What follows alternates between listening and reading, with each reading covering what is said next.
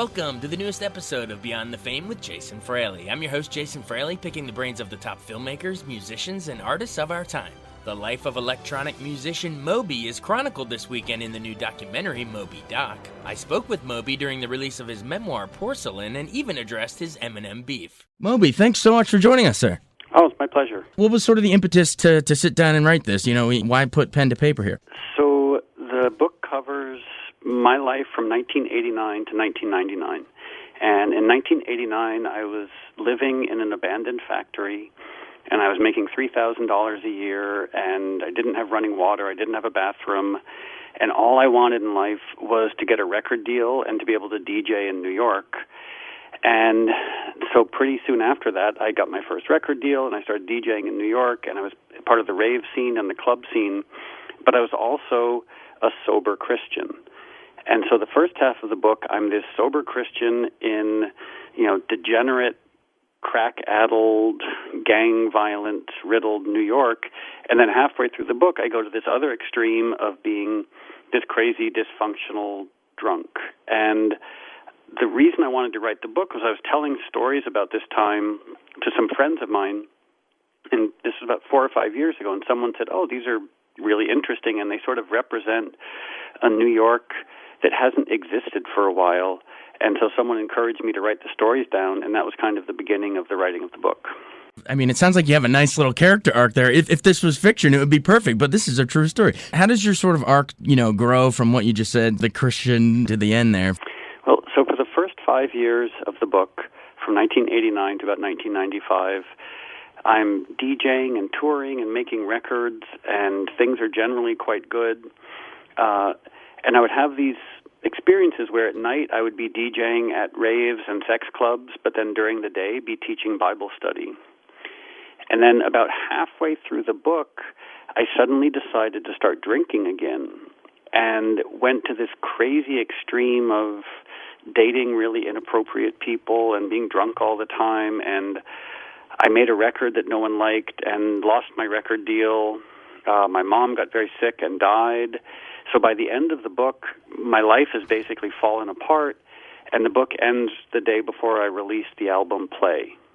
So I thought my career was over, and that's when the book ends, but then it turns out that things worked out interestingly after that. The album Play came out, and it was originally supposed to fail, but it just kept doing better and better and ended up selling over 10 million records. And so I went down this other rabbit hole of constant touring and entitlement and narcissism and really unpleasant self-importance. And that just got worse and worse and worse until I finally had to stop drinking altogether in 2008. Where do you stand? Are you still doing the Bible studies, or where do you stand faith-wise? Well, today I'm a middle-aged, sober guy. That's good to hear. And faith-wise, I mean, we live in a universe that seems to be 15 billion years old.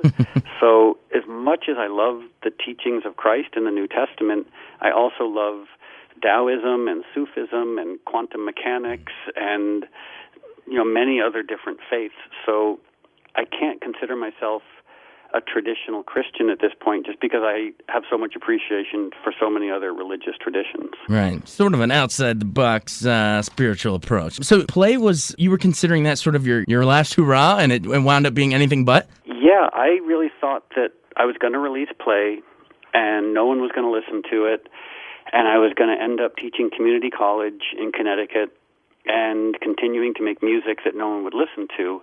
So when it ended up being successful, it was very, very baffling and surprising to me. Why do you call it Porcelain? What's the significance of the title for you? Well, the book is called Porcelain for 3 reasons. 1, it's the name of one of my better-known songs. 2, porcelain is white and fragile, and in the book, I'm white and fragile. And also, as I mentioned, halfway through the book, I relapse and start drinking again. And to be honest with you, in a little graphic, I do a lot of throwing up. By the toilet porcelain. Toilets and things. So it just seemed like, as a title, it made sense. That title covers a range there.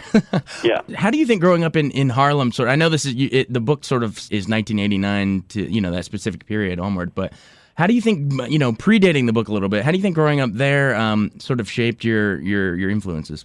Well, I had a very odd childhood. I mean, I think most people have odd childhoods, but socioeconomically especially, I had a very strange childhood in that I was the only child of a single parent, and I was born in Harlem, and then at some point in childhood, my mom moved us back to Darien, Connecticut, where she had grown up. And Darien, Connecticut is one of the most affluent places on the planet, and I lived there for many years, but my mom and I were on food stamps and welfare.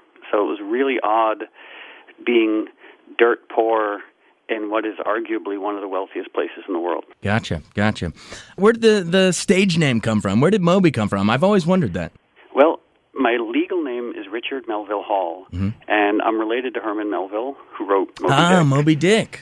And so when I was born, my dad looked at me and thought that Richard Melville Hall was far too adult of a name for a tiny baby. And so as a joke, he started calling me Moby, and now 50 years later, I'm still saddled with my infant joke nickname. Love it. Call me Ishmael, call me Porcelain. Yeah. Well, I know we're up against the clock, but I would be remiss to my own nostalgic youth if I don't ask you, A, about where did Southside come from? Because that was all over the radio from Play when I was growing up. And then B, the Bourne theme. You know, John Barry and Monty Norman are tied to the Bond theme, but you're forever tied with Bourne. Yeah, Matt Damon as his Paul Greengrass. Awesome. So I've done the closing credits for that. And Southside was such an odd hit single because it was a song written about a sort of dystopian post-apocalyptic future wherein life had ceased to have much meaning. And I thought it was very odd that, it went on to become a top 40 single because the subject matter really is not the sort of subject matter that tends to lend itself to top 40 singles. Yeah, and outside of the sort of top 40 realm, you've done that for sure. You've landed your hits, but most of your music is that really sort of house music, electronica. Have you sort of had the last laugh in terms of the I remember Eminem saying nobody listens to techno, but it's huge nowadays. Yeah, my background as a musician was very odd because when I was very young, I played classical music. And then I played in punk rock bands, and I was a hip-hop DJ for a while. So I love electronic music, but, from my perspective, it's one genre that I like to play around with, but one genre among many. But it was funny for Eminem to say nobody listens to techno, and now you have these events with, 100,000 people in a sports stadium dancing to electronic music, so clearly, I guess people do listen to techno. Have you guys made up at all, or is it just left it alone? Yeah, I think Eminem is a smart, very talented musician. I haven't really talked to him in a long time, but I wish him well, and I hope that he's doing okay. If he read your book, what reading this book might say, I'm going to check Moby out? Well, because the book it's about me, because it's a memoir, but it's also very much about the sort of evolution of New York from 1989 and the world of dance music and the world of electronic music, but also just this sort of almost archetypal story of like a young, naive kid moves to the big, dirty city and largely gets destroyed by it. That's like a Midnight Cowboy journey, man. Final question. Moby Gratis, the website where you let indie filmmakers and film students and everyone this great catalog of awesome music to use. How'd that come about?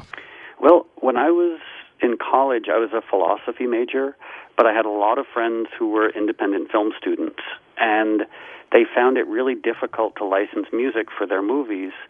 So I started this website, mobygratis.com, that just gives free music to film students and independent filmmakers and documentary filmmakers, just as a way to sort of try and help them out with what is sometimes a really difficult process.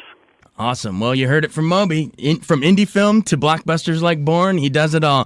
Check out the new book. It's called Porcelain, a Memoir by Moby. Thanks so much for joining us. We really appreciate it. Oh, thanks. It was a pleasure talking with you. All right. Bye-bye. Thanks so much for joining us on Beyond the Fame with Jason Fraley. Remember to hit the subscribe button and give us a 5-star rating if you like what you hear. We'll see you next time.